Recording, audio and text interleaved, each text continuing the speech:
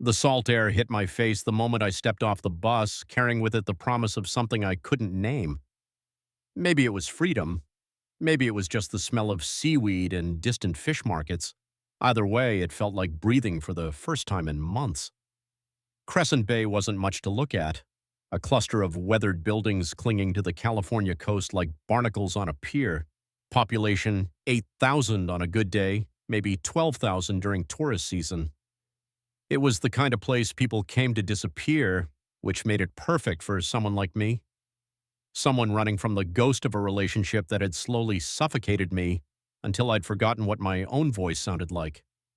I'd found a studio apartment above a used bookstore on Harbor Street, complete with a Murphy bed that groaned every time I pulled it down and a kitchenette that barely fit a microwave. The landlord, Mrs. Chen, had looked at me with a kind of maternal concern reserved for stray cats and 20-somethings with dark circles under their eyes. "You look like you need a fresh start, honey," she'd said, handing me the keys without asking for references. She wasn't wrong. For the first 2 weeks, I existed in a kind of limbo. I'd walk the pier at dawn, watching fishing boats disappear into the fog. I'd spend afternoons in the bookstore below, reading novels I'd never finish and drinking coffee that tasted like it had been brewing since the Clinton administration. The owner, George, was in his 70s and spoke in grunts, which suited me fine. I wasn't ready for real conversations yet.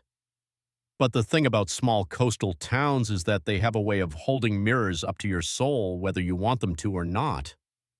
And after 2 weeks of drifting through days like smoke, I realized I was still the same person I'd been in San Francisco, still anxious, still second-guessing every decision, still carrying around the weight of Kevin's voice telling me I was too much and not enough in the same breath. I needed to do something, something permanent, something that belonged only to me. That's how I found myself standing in front of Saltwater Inc. on a fog-heavy Thursday morning, staring at the faded sign and trying to work up the courage to walk through the door. The shop was squeezed between a surf rental place and a cafe that specialized in fair trade coffee and existential dread. Through the window, I could see dark walls covered in flash art, skulls and roses and anchors, all the classics. But there were other pieces too, delicate line work, abstract designs that looked like they'd been pulled from dreams. The bell above the door chimed when I finally worked up the nerve to enter, and the scent hit me immediately.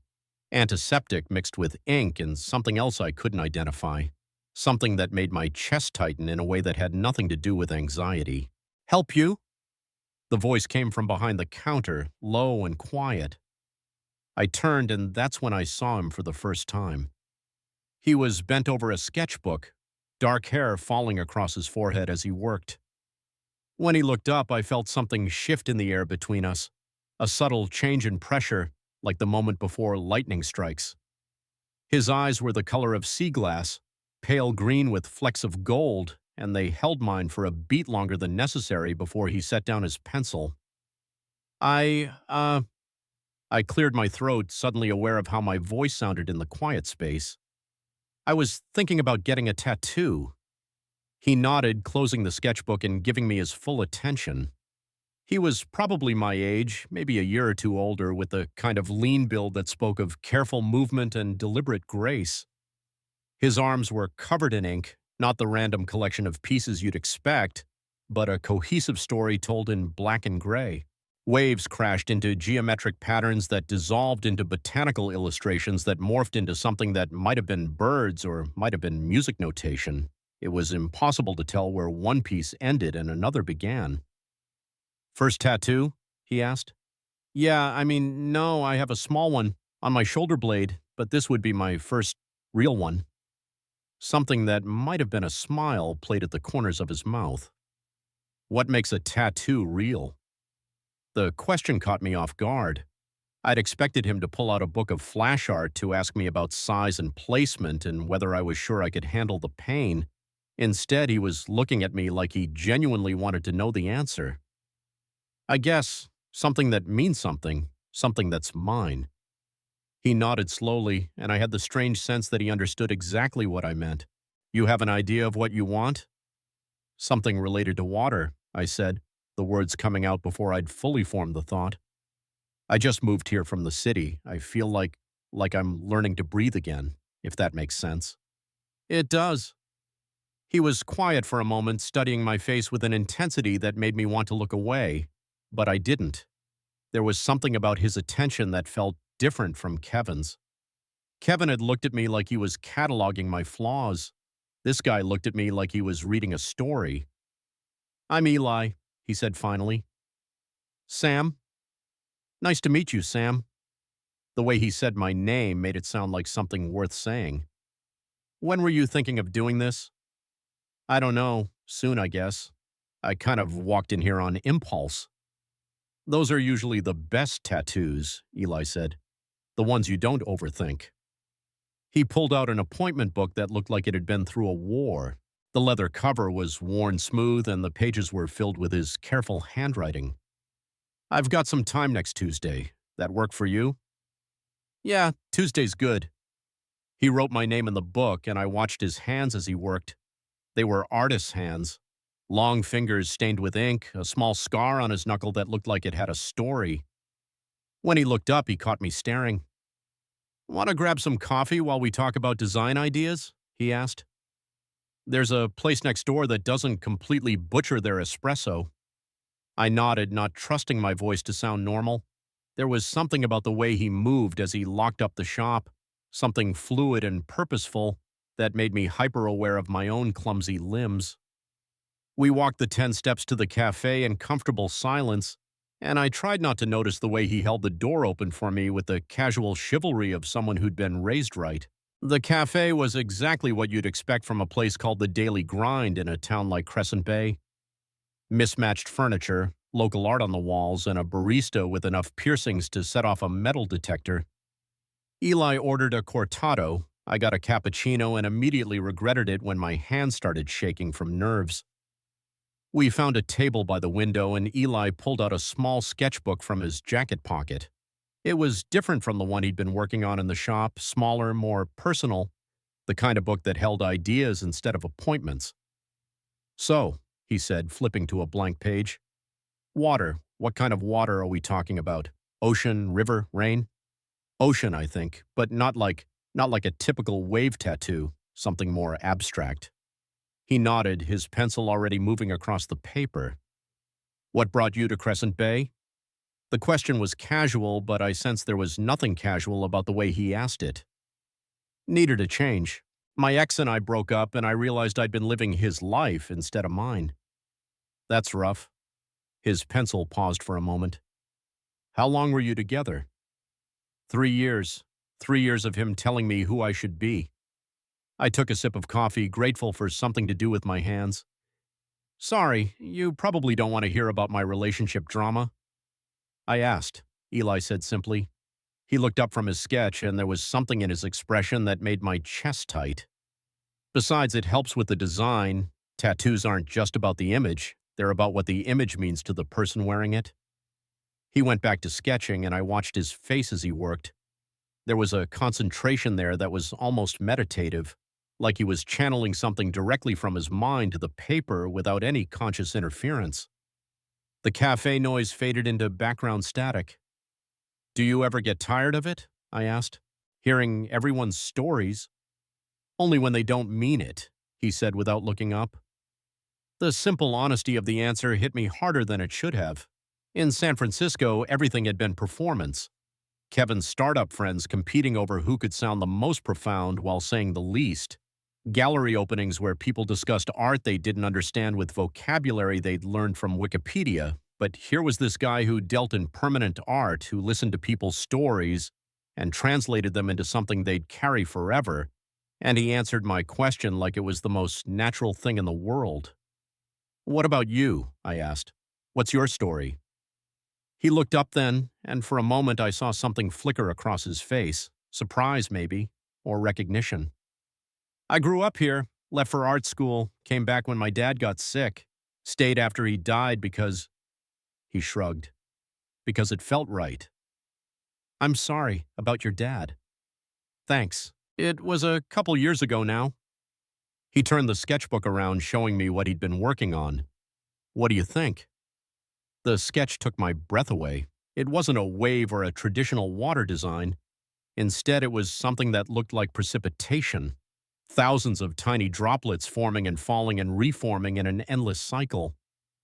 But the more I looked at it, the more I saw. The droplets could be tears or rain or morning dew. They could be the first moments of something new or the last remnants of something ending. It's perfect, I said, and meant it. We can refine it, Eli said. Add details, adjust the size. This is just the starting point. No, I mean, this is exactly what I wanted, even if I didn't know it until now. He smiled then, a real smile that transformed his entire face. Good. That's how it's supposed to work. We spent another hour talking about placement and size, but mostly we just talked.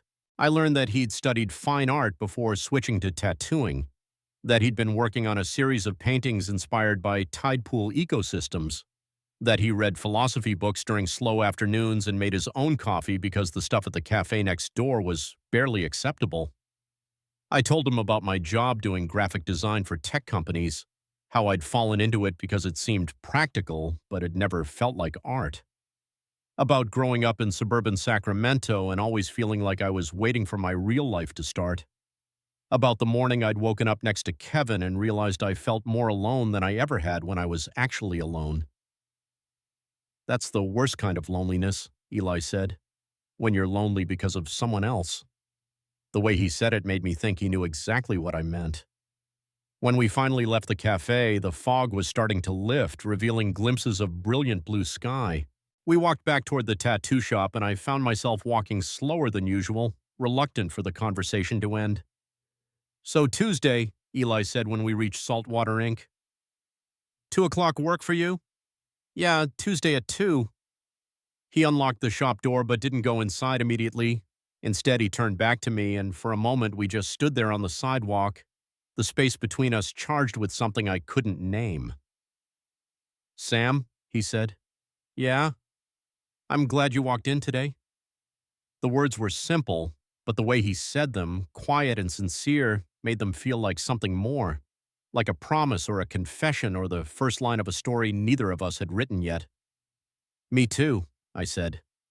He nodded once, then disappeared into the shop, leaving me standing on Harbor Street with the taste of coffee on my tongue and the feeling that something had just shifted in my carefully ordered universe. At Eli's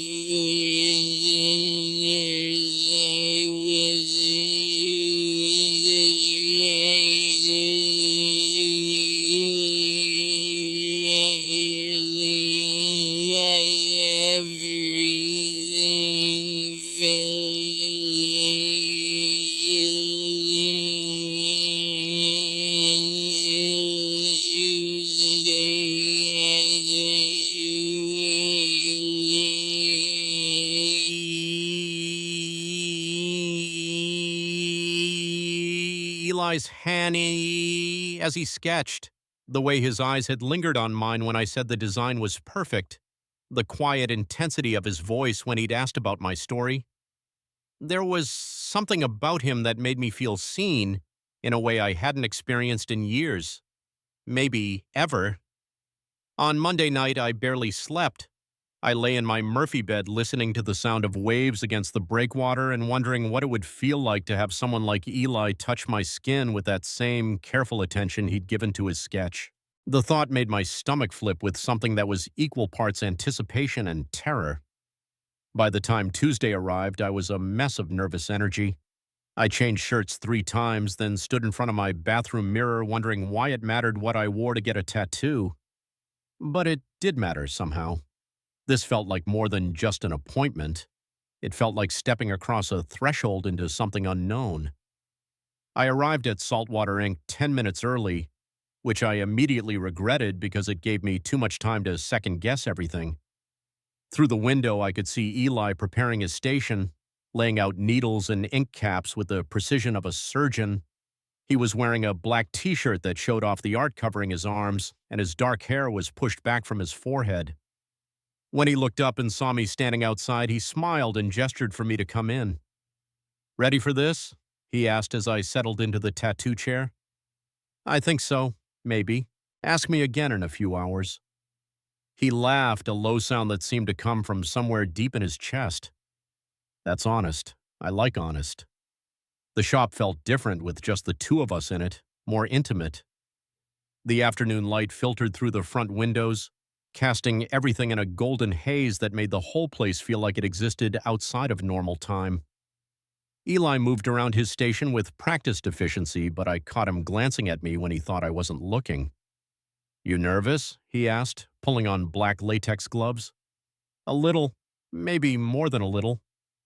"That's normal. Your body knows something permanent is about to happen." He sat down on his rolling stool and scooted closer to where I was lying on my side, my shirt pulled up to expose my ribs. "Mind if I clean the area?"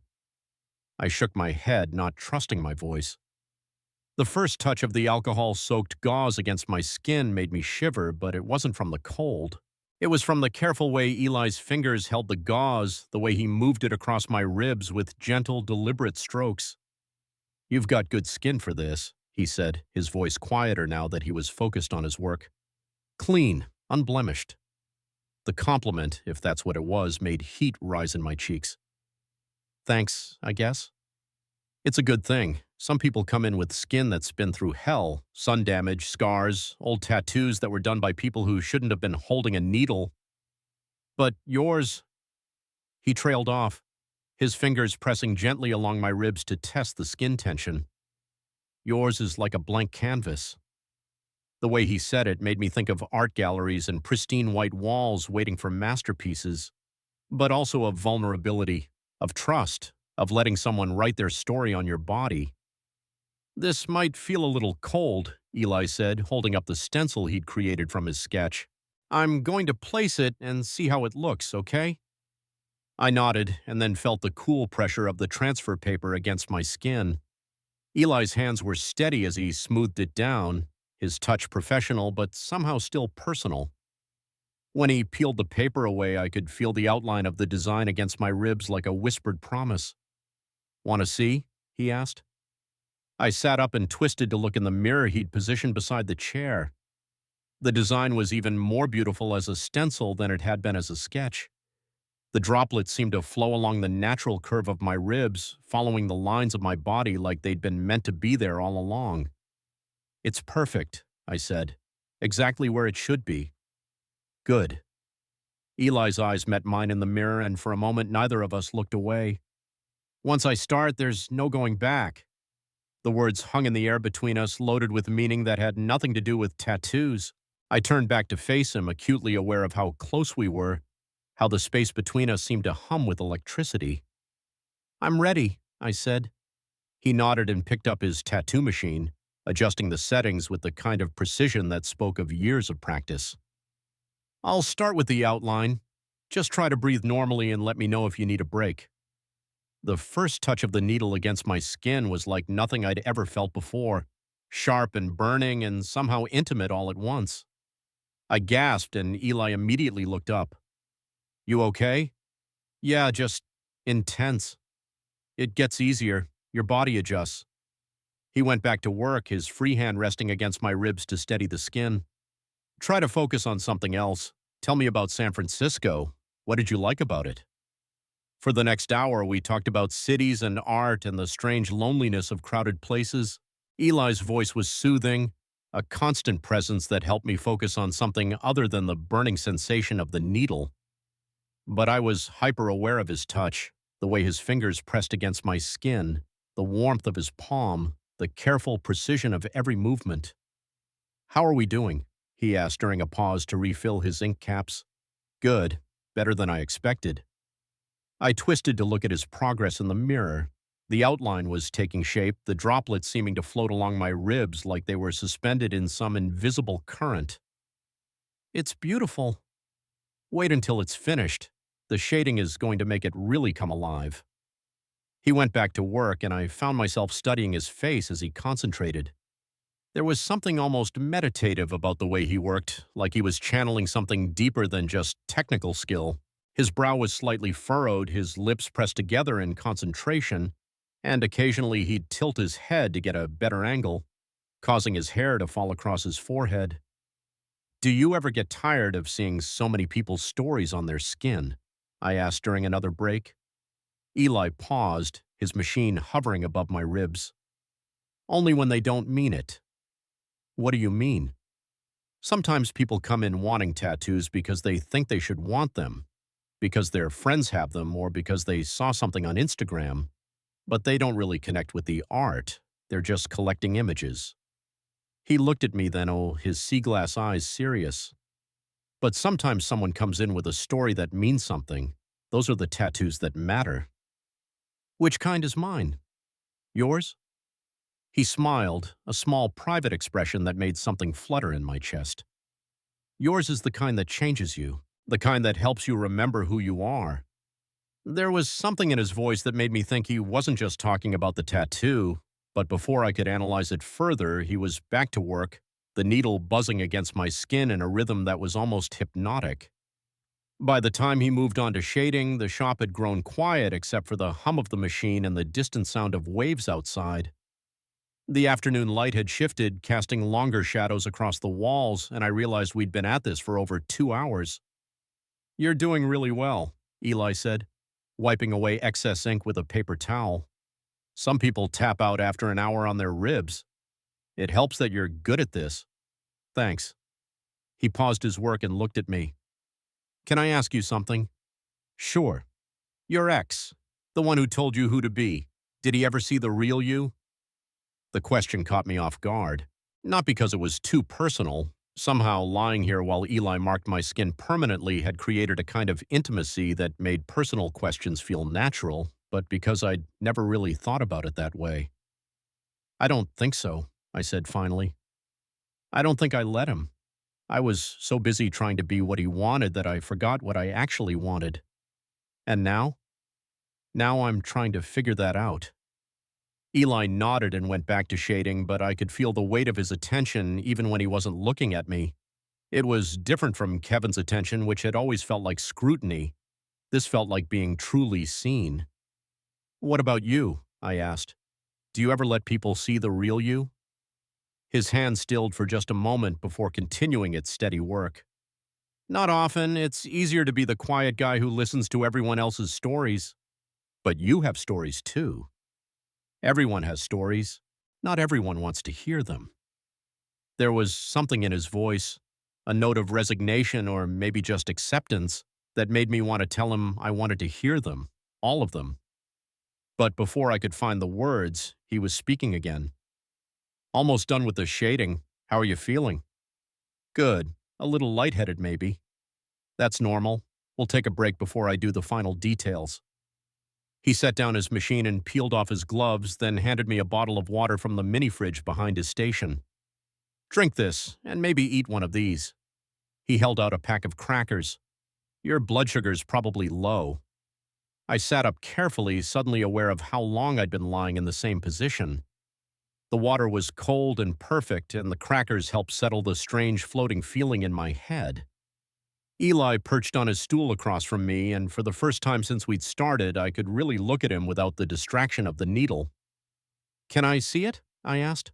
He helped me position myself in front of the mirror, and what I saw took my breath away. The tattoo was more than I'd imagined. The droplets seemed to move along my ribs, some falling, some rising, some caught in that perfect moment of suspension between gravity and freedom. The shading gave them depth and dimension, making them look like they were made of actual water. It's incredible, I said. I mean, I knew it would be good, but this is art, Eli finished quietly. Yeah, art. We looked at each other in the mirror and something passed between us that I couldn't name. Recognition, maybe, or possibility. The air in the shop felt charged, like the moment before a storm breaks.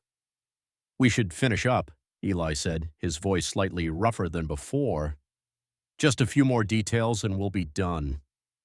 I lay back down, hyper-aware now of every point of contact between us, his hand on my ribs to steady the skin, the warmth of his body as he leaned over me to get the right angle, the careful way he moved the needle like he was painting something precious. There, he said finally, setting down the machine and sitting back. Done. The sudden absence of the needle's buzz left the shop feeling unnaturally quiet. Eli cleaned the tattoo gently, his touch even more careful now that the work was finished, then covered it with a clear bandage. It's beautiful, I said, catching another glimpse in the mirror. Thank you. Thank you for trusting me with it.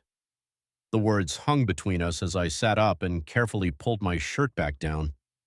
There was something different about the way Eli was looking at me now, not like an artist admiring his work, but like something else entirely. So, I said, suddenly awkward now that the session was over. Aftercare. Right. He pulled out a sheet of instructions and went through them with me, how to clean it, what products to use, what to avoid. But I found myself focusing more on his voice than his words, on the way his eyes kept drifting from the instruction sheet to my face. Any questions? He asked when he'd finished. I don't think so, but what if I do? Can I call you? Of course, my number's on the sheet. He paused. Or you could stop by. I'm here most days. I might do that. We looked at each other for a moment that stretched longer than it should have, filled with things neither of us was saying. Finally, Eli cleared his throat. You should probably get going. Let your body start the healing process. Right, of course. I pulled out my wallet, but Eli waved me away.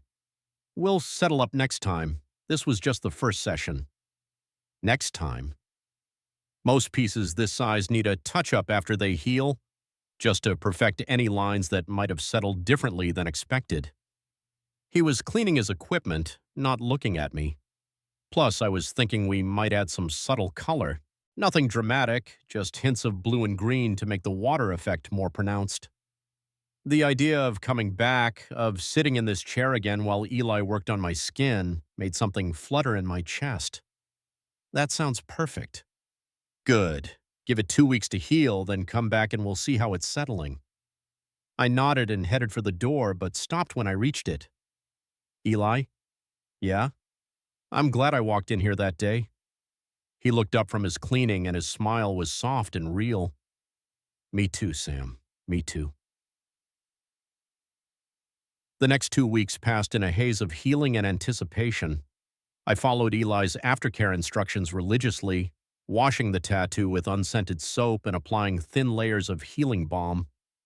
The skin around it was tender at first, then itchy as it began to heal, but I found myself looking at it in the mirror every morning and evening, amazed that something so beautiful was now permanently part of me. But more than that, I found myself thinking about Eli, the careful way he'd worked, the quiet intensity of his concentration, the moments when his eyes had met mine and seemed to see something more than just another client. I replayed our conversations over and over, looking for hidden meanings, for signs that the connection I'd felt wasn't entirely one-sided. I walked past Saltwater Ink almost daily, always finding some excuse to be on Harbor Street. Sometimes I'd see Eli through the window working on other clients or sketching at his station. Once he looked up as I passed and lifted his hand in a small wave. The gesture was casual, but it sent electricity shooting through my chest. On the Friday of my first week of healing, I finally worked up the courage to stop in.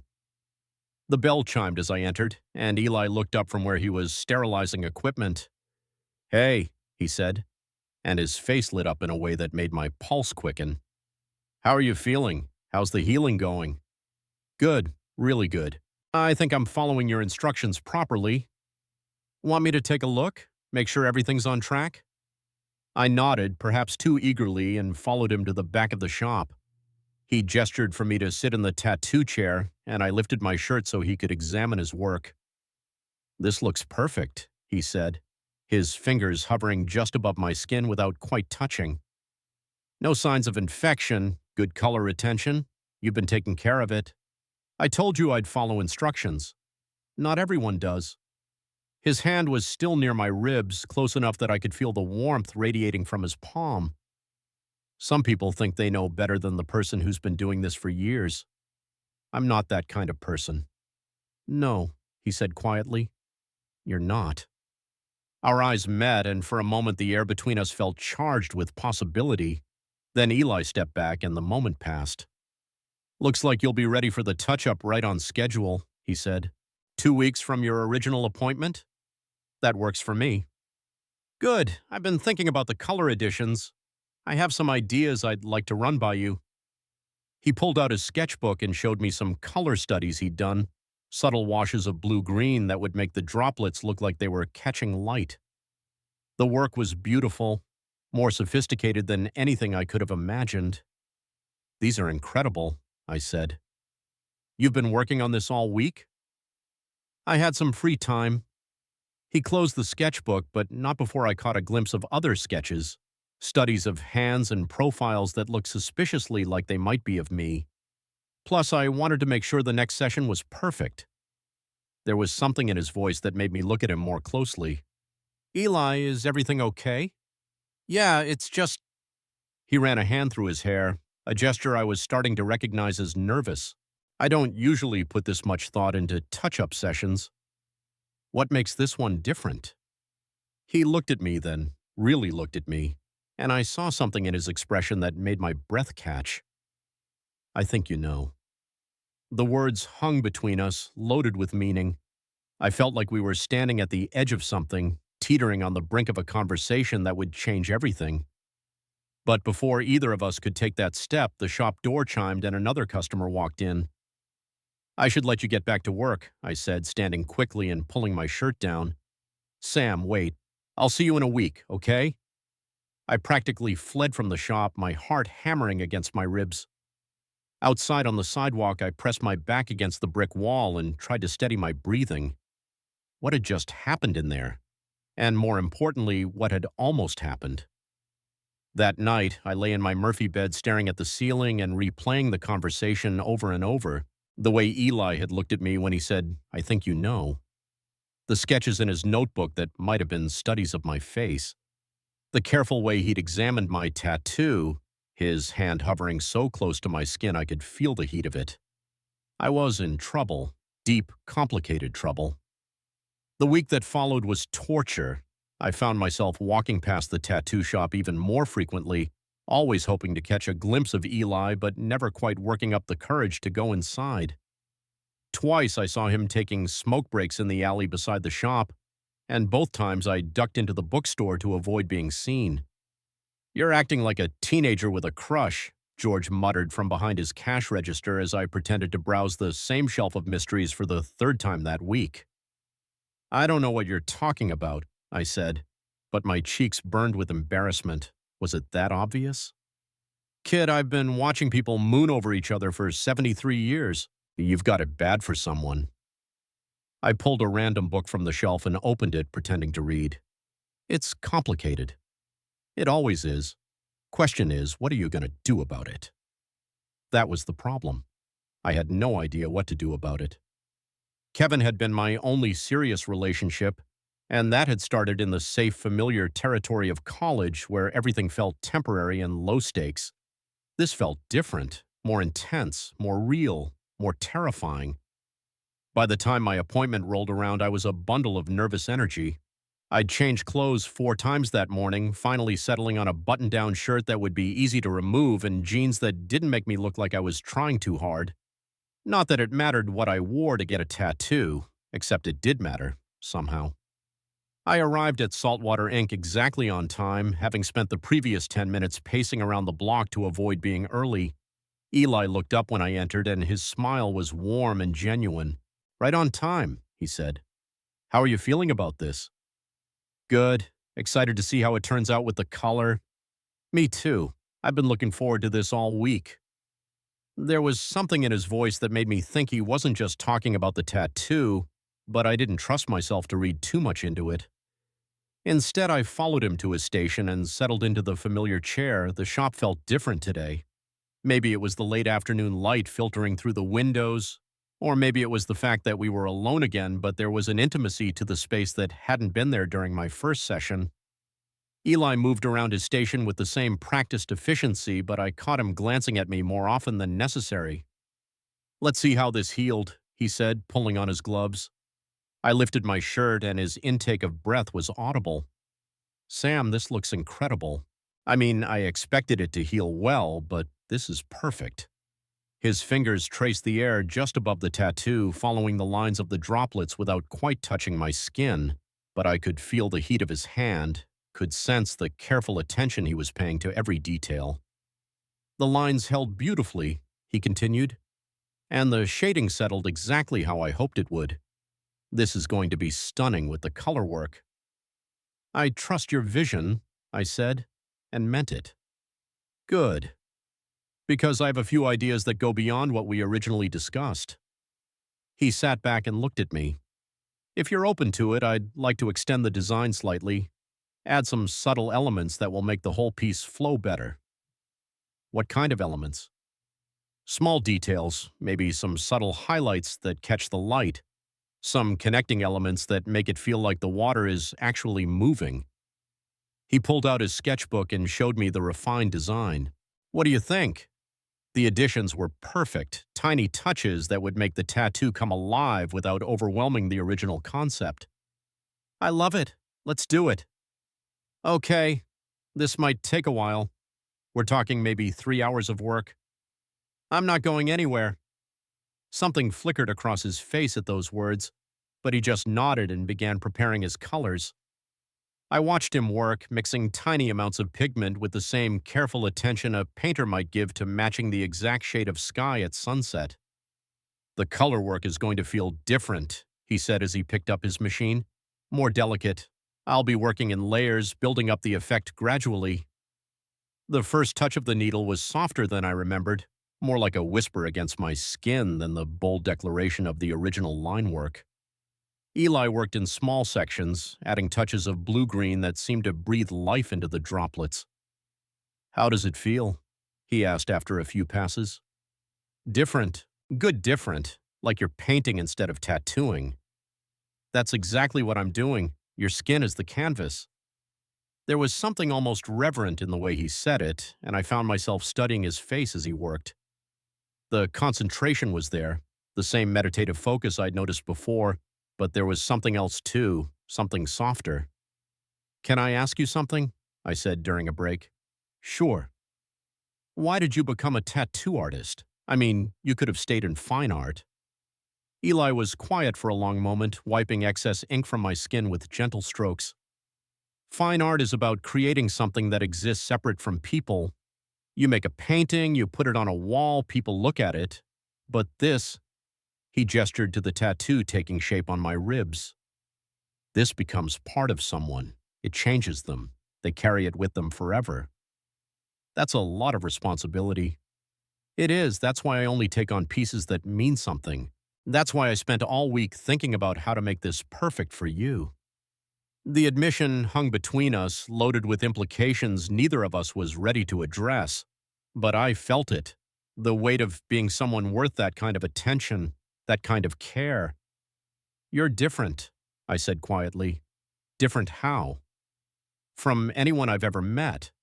You listen like words actually matter. You work like every detail is important. You make me feel like—" I trailed off, unsure how to finish the thought.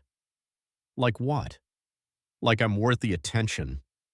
Eli's hand stilled against my skin. When he looked up, his eyes were intense, searching. Sam, you... I know, I'm sorry. That was too much. No, it wasn't too much. His voice was quiet, but there was something fierce in it. It's just, no one's ever said anything like that to me before. We looked at each other for a moment that felt suspended outside of time.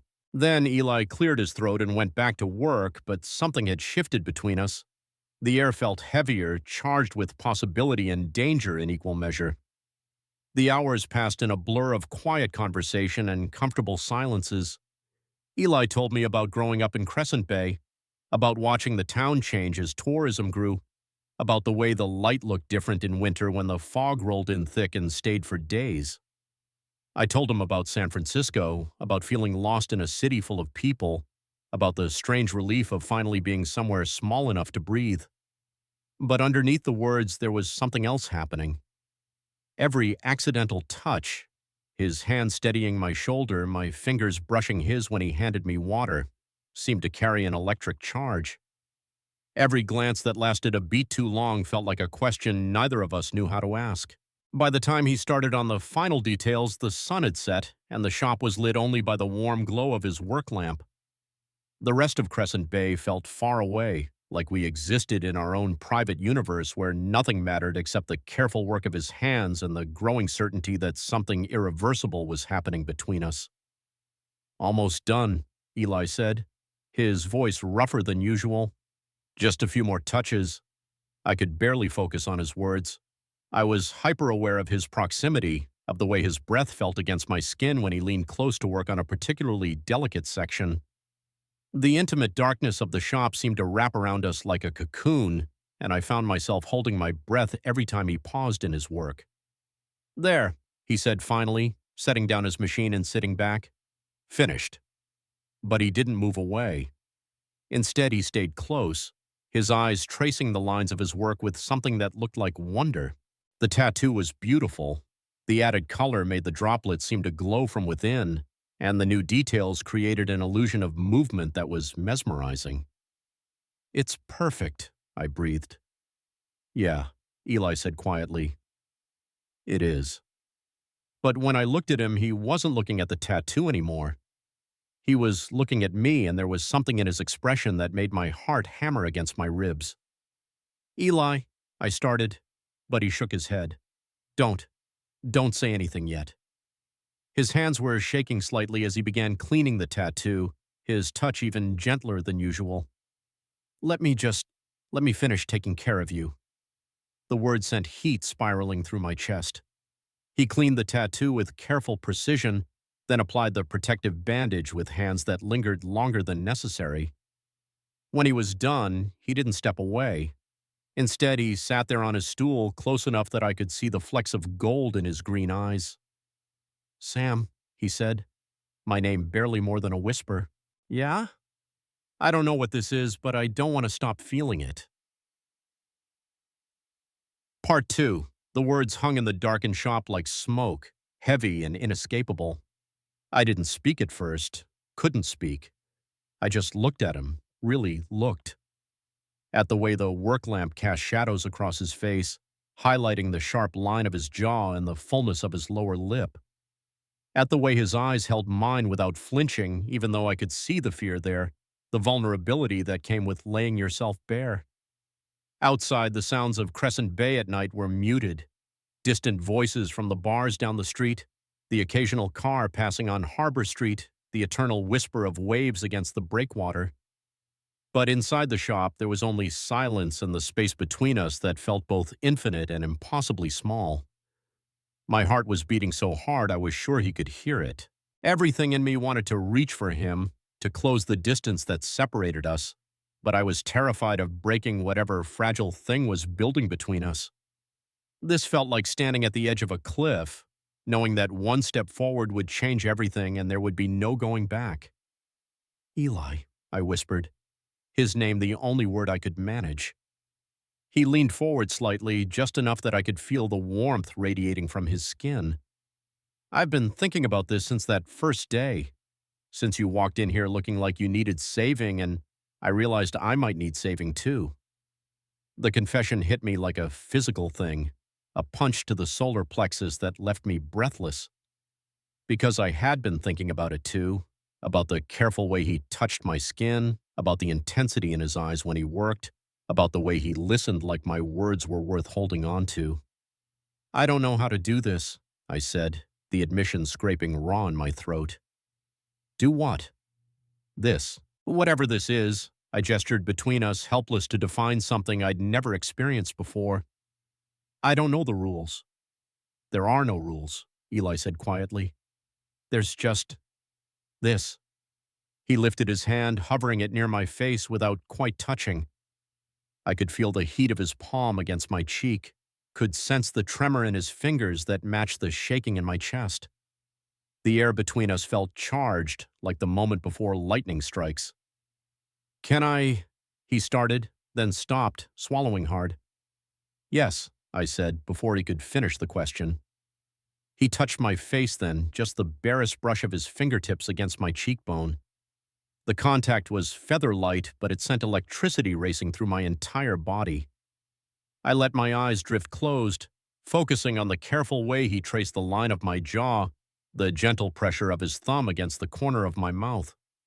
When I opened my eyes, he was watching me with an expression that made my breath catch. There was wonder there and want and something that looked like recognition, as if he was seeing something in me that I'd never known existed. Sam, he breathed. I leaned into his touch, letting myself get lost in the warmth of his palm against my face.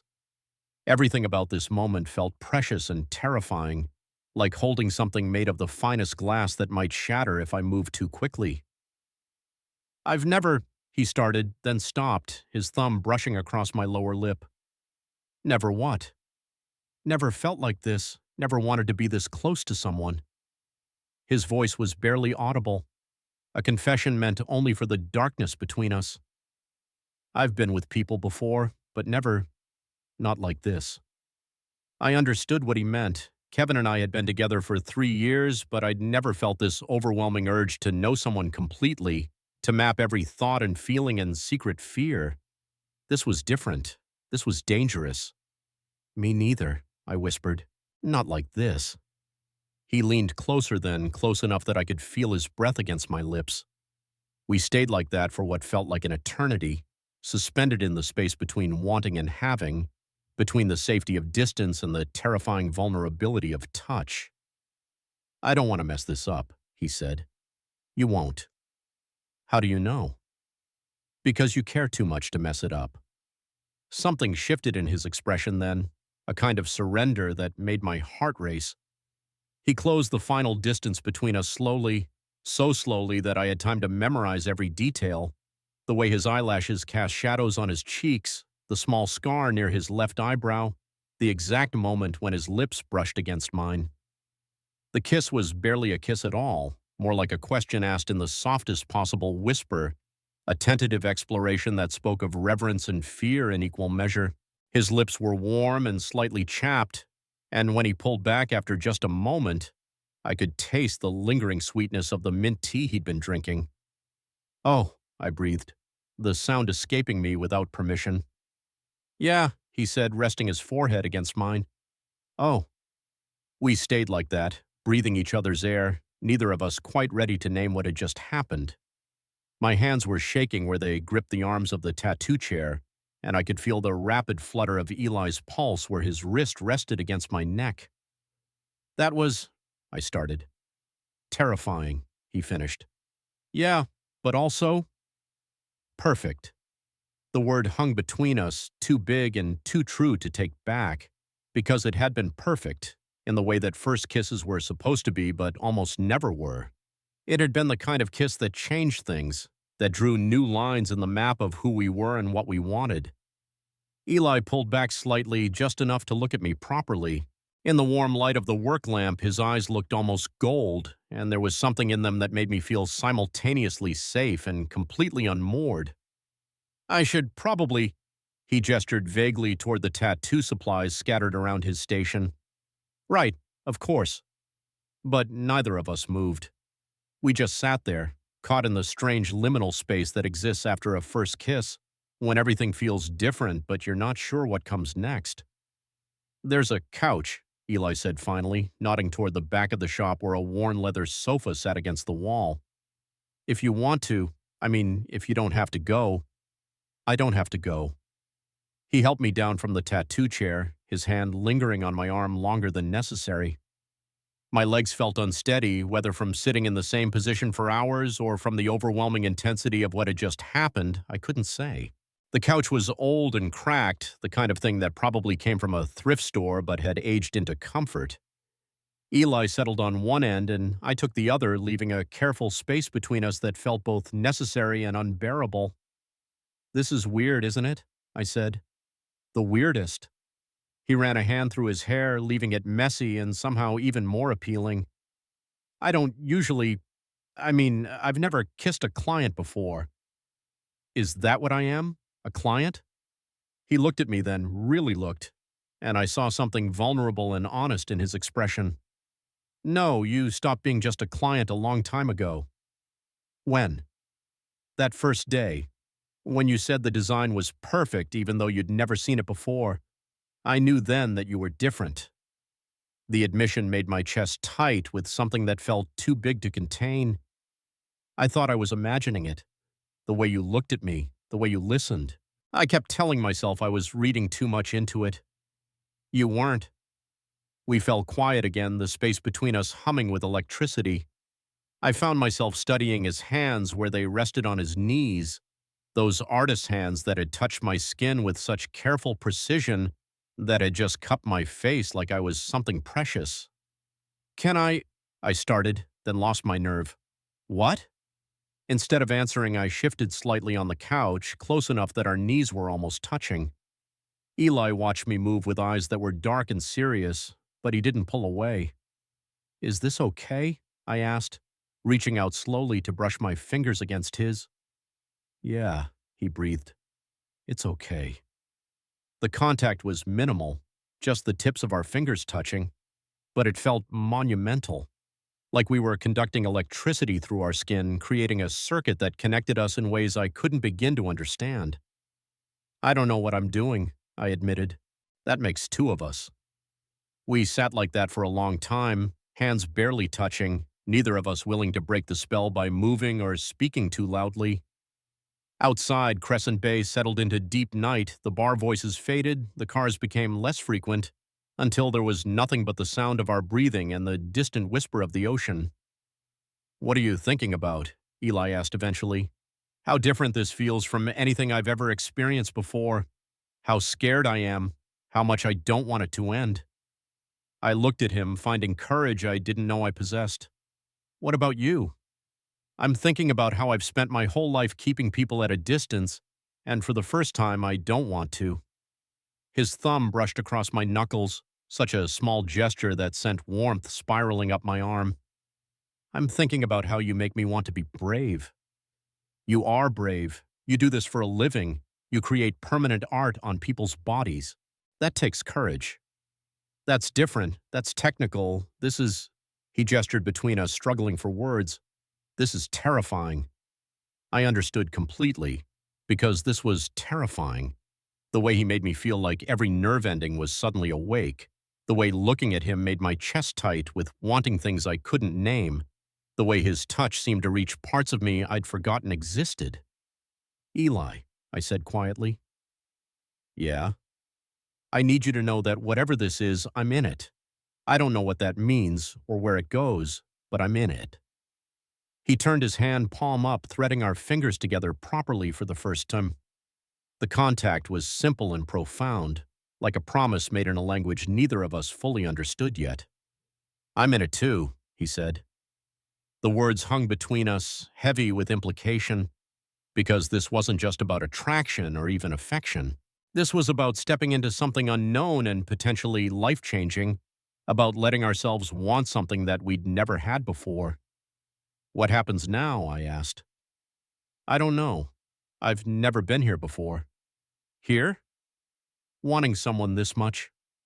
His voice was quiet, honest in a way that made my heart ache. "Usually I know exactly what comes next, but with you, I feel like I'm making it up as I go. I squeezed his hand, marveling at how perfectly his fingers fit between mine. Maybe that's okay. Maybe we don't have to know what comes next. Maybe. We fell quiet again, but it was a different kind of silence now. Comfortable, intimate. The kind of quiet that exists between people who are learning each other's rhythms, who are beginning to understand that some things don't need words.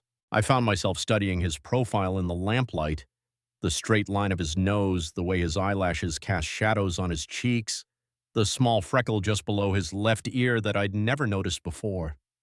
Everything about him seemed worth memorizing, worth holding on to. "Sam," he said eventually. "Hmm? Can I tell you something? Anything." He was quiet for a moment, like he was gathering courage. I've been alone for a long time. By choice, mostly. It's easier that way, less complicated, less risk of getting hurt or hurting someone else. But sitting here with you, I'm starting to think maybe easier isn't always better. The confession hit me square in the chest, knocking the breath from my lungs, because I knew exactly what he meant. I'd spent 3 years with Kevin learning to be small, learning to take up less space, learning to need less. And before that, I'd been careful with my heart, careful with my trust, careful not to want too much. "I know what you mean," I said. "I've been playing it safe my whole life. Safe jobs, safe relationships, safe choices. But safe doesn't feel like living." "No, it doesn't." He turned to look at me then, and the intensity in his eyes made my breath catch. "You make me want to stop playing it safe." "You scare me," I admitted. "This scares me, but I don't want to run from it." "Good," he said softly, "because I don't want you to." The space between us seemed to shrink without either of us moving. I could feel the heat radiating from his body, could smell the faint scent of ink and antiseptic that clung to his clothes.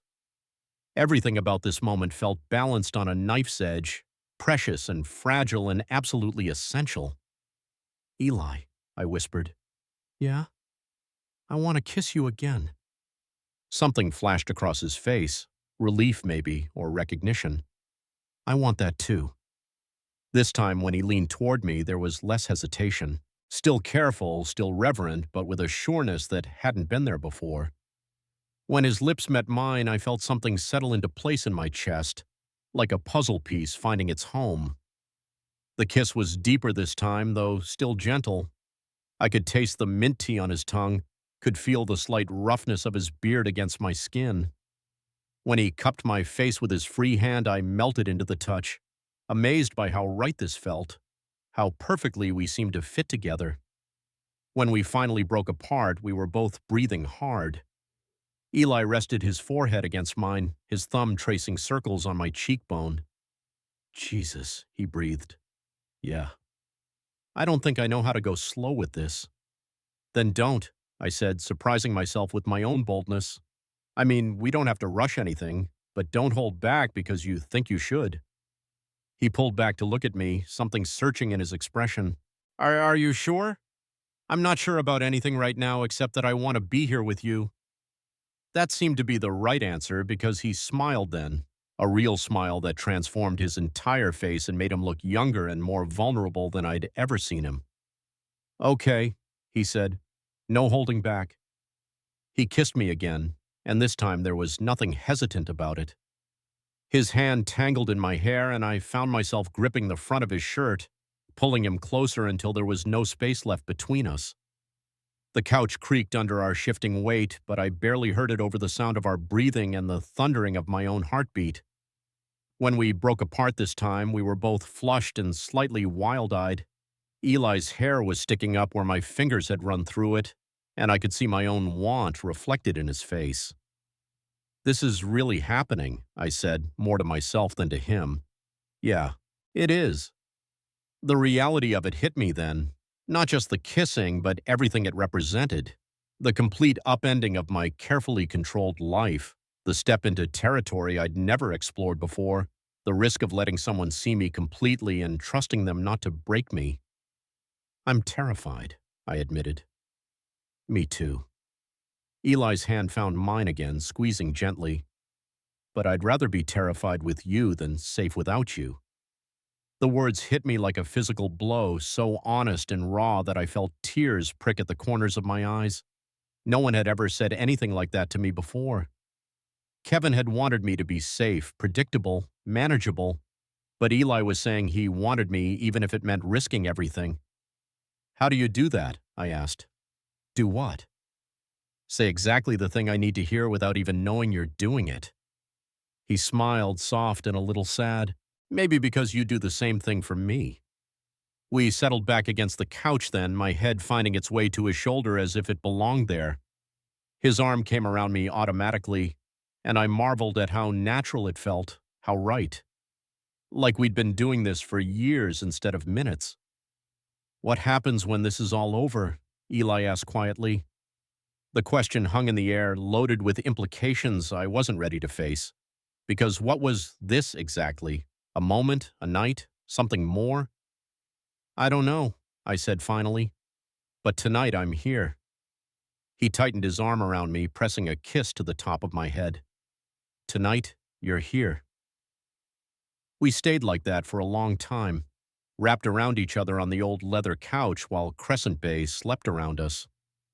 I listened to the steady rhythm of Eli's breathing, felt the rise and fall of his chest beneath my cheek, and tried to memorize every detail of this moment in case it turned out to be all we got. But even as I tried to be practical, tried to protect myself from getting too attached, I could feel something fundamental shifting inside me. The careful walls I'd built around my heart were crumbling, and for the first time in my life, I wasn't sure I wanted to rebuild them. Sam, Eli murmured against my hair. Hmm? Thank you. For what? For walking into my shop, for trusting me with your story, for not running when this got complicated. I lifted my head to look at him, struck by the vulnerability in his expression. Thank you for making it complicated. He laughed, a low sound that I felt more than heard. Only you would thank someone for that. Well, I've been playing it simple my whole life. Maybe it's time for complicated. Complicated suits you. How do you know? Because simple people don't get tattoos about learning to breathe again. Simple people don't move to tiny coastal towns to figure out who they are. Simple people don't look at a stranger's art and say it's exactly what they wanted, even though they'd never seen it before. His words settled into me like warmth, like recognition. Because he was right. I had been trying to be simple, trying to fit into boxes that were too small for who I actually was. But here with him, I felt like I could be complicated and messy and uncertain, and it would be okay. You see me, I said quietly. Yeah, I do.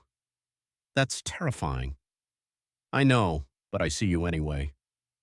The honesty in his voice made my chest tight with emotion, because this was what I'd been looking for without knowing it. Someone who could see all of me, even the parts I tried to hide and want to stay anyway. I was about to respond when a sharp knock echoed through the shop, making us both freeze. 3 quick raps on the front door, followed by a muffled voice calling out something I couldn't make out. Shit, Eli whispered, his arm tightening around me instinctively. We sat perfectly still, barely breathing as the knocking came again. Whoever it was tried the door handle, rattling it against the lock, then knocked once more before their footsteps faded away down the street. Probably someone looking for a late-night tattoo, Eli said finally, but his voice was tight. Does that happen often? Often enough. Drunk tourists who think every business should be open 24/7, but we both knew it could have been more than that. It could have been someone who knew Eli, someone who might have questions about why the lights were on so late or why there were 2 silhouettes visible through the front window. The moment had reminded us that we weren't alone in the world, that whatever was happening between us existed in the context of a small town where people notice things. We should probably, I started. Yeah, probably. But neither of us moved. Instead, we stayed frozen in our embrace, suddenly hyper-aware of how exposed we were, how fragile this new thing between us was. The knock had broken the spell of intimacy that had wrapped around us, reminding us that there were consequences to consider, complications beyond just our own feelings. I should go, I said, though everything in me rebelled against the idea. You don't have to. I know, but maybe we should think about this, about what we're doing. Eli was quiet for a long moment, his hand still resting on my arm. Are you having second thoughts? No, God, no, but this is. I struggled for the right words. This is big, Eli, and complicated, and I don't want to mess it up by moving too fast. He nodded slowly, and I could see the understanding in his eyes, even though I could tell part of him wanted to argue. You're right, this is big. I just want to do this right, whatever this is. Okay? He pulled back slightly, though he didn't let go of me completely. Okay, well, take it slow. I don't want to leave, I admitted. I don't want you to leave either, but maybe you're right about thinking things through. The rational part of my brain knew he was right, knew that we needed time to process what had happened between us. But the rest of me, the part that had come alive under his touch, that had felt more real in the past few hours than I had in months, wanted to stay wrapped around him until the sun came up. This doesn't change anything, I said, needing him to understand. What happened tonight, how I feel, none of that changes. It doesn't change anything for me either. We looked at each other for a long moment, and I could see my own reluctance reflected in his face. But I could also see something else. A recognition that what we'd started deserved more than a rushed exploration in the back of a tattoo shop at 2 in the morning. I should clean up, Eli said finally. Get things ready for tomorrow. Right, and I should probably get some sleep. Probably. But we still didn't move, caught in the strange reluctance that comes with ending something perfect before you're ready. Finally, Eli forced himself to stand, extending a hand to help me up from the couch. Let me walk you out, he said. The shop felt different as we moved through it, more intimate somehow, like it had been transformed by what had happened between us. Eli turned off the work lamp, plunging us into the soft darkness of streetlight filtering through the windows. At the front door, we stopped. Eli's hand was on the lock, but he didn't turn it immediately. Instead, he looked at me with an expression that was part longing, part uncertainty. Sam, he said quietly. Yeah? I meant what I said, about not wanting to stop feeling this. So did I. He leaned forward then, pressing a soft kiss to my forehead that somehow felt more intimate than everything that had come before. Get some sleep. You too. He unlocked the door and held it open for me, and I stepped out into the cool night air. Harbor Street was empty except for a lone cat picking its way delicately around a puddle from an earlier rain I hadn't even noticed. Good night, Eli. Good night. I started walking toward my apartment, but stopped after a few steps and turned back. He was still standing in the doorway, silhouetted against the warm light of the shop. Will I see you soon? I asked, hating how uncertain I sounded. Yeah, he said, and his smile was visible even in the darkness. You'll see me soon. I nodded and turned away, forcing myself to walk down the empty street without looking back again. But I could feel his eyes on me until I turned the corner, and the knowledge that he was watching me go made every step feel heavier. By the time I reached my apartment, the fog was starting to roll in from the ocean, bringing with it the promise of a gray morning. I climbed the stairs to my studio, my hand trailing along the railing as I thought about the way Eli's fingers had felt against my skin. Inside, I didn't turn on the lights immediately. Instead, I stood at my window looking down at Harbor Street, at the soft glow coming from the direction of Saltwater Ink. Was he still cleaning up? Was he thinking about what had happened between us? Was he having second thoughts? I touched my lips, still able to feel the ghost of his kisses, still amazed by how different it had felt from anything I'd experienced before. With Kevin, kissing had always felt like performance, like something I was supposed to enjoy rather than something I actually did enjoy. But with Eli, it had felt like coming home to a place I'd never been before. The fog thickened as I watched, swallowing the streetlights one by one until even the glow from the tattoo shop disappeared.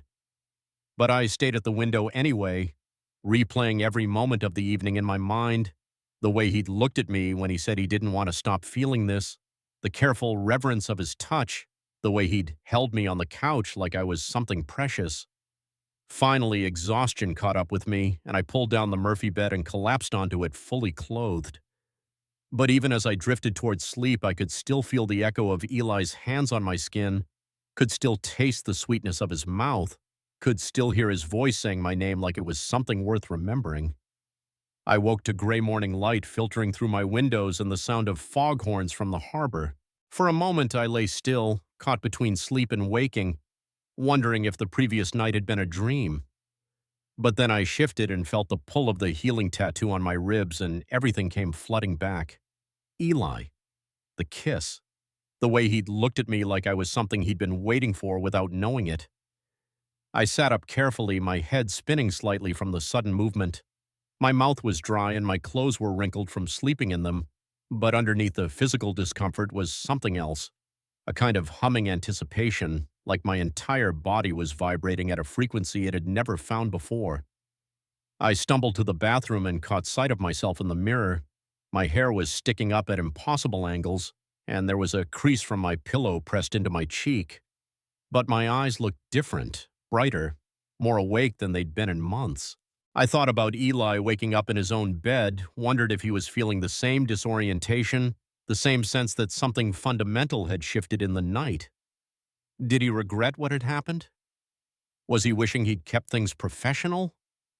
The questions chased themselves around my head as I showered and dressed, as I made coffee that tasted like cardboard and toast that I was too nervous to eat. By the time I'd paced around my tiny apartment for an hour, I'd convinced myself that I'd imagined half of what had happened, that Eli would pretend nothing had changed when I saw him again. But I needed to see him again, that much was certain. I grabbed my jacket and headed for the door, then stopped. What was I doing? I couldn't just show up at the tattoo shop first thing in the morning like some lovesick teenager. Eli had said we should think about things, take it slow. Appearing on his doorstep at 9 a.m. hardly qualified as taking it slow. Instead, I forced myself to walk to the pier to follow my usual morning routine as if everything was normal. But nothing felt normal. The fog that had rolled in overnight was thick and disorienting, muffling sounds and making the familiar streets feel foreign. I could barely see 10 feet in front of me, and more than once I had to stop and get my bearings. The pier was nearly empty, just a few dedicated fishermen casting lines into the gray water. I found my usual spot at the end and stood there breathing in the salt air, trying to clear my head. But even the ocean couldn't quiet the riot of thoughts and feelings coursing through me. What was I doing? 3 months ago, I'd been in a relationship with a man I'd thought I was going to marry. Now I was having feelings for someone I barely knew, someone who made me question everything I thought I understood about myself. It was too much, too fast, too complicated. But even as I tried to talk myself out of it, I could still feel the memory of Eli's lips against mine, could still hear Warnashiskwa